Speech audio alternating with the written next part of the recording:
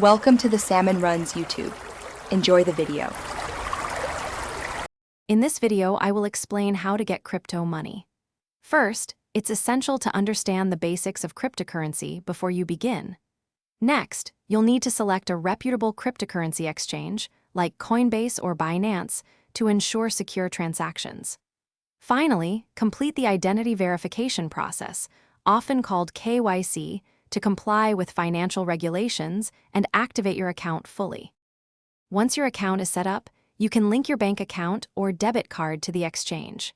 Most platforms offer several deposit methods, including bank transfers or wire transfers, allowing you to add funds easily. With funds in your account, you can then purchase popular cryptocurrencies such as Bitcoin or Ethereum, often with just a few clicks. Security is paramount when dealing with crypto. Always enable two-factor authentication on your exchange account for an extra layer of protection. For larger holdings, consider using a hardware wallet, which keeps your private keys offline and significantly reduces risk.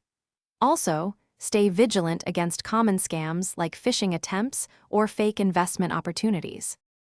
After acquiring crypto, regularly track your portfolio's performance and stay informed about market trends.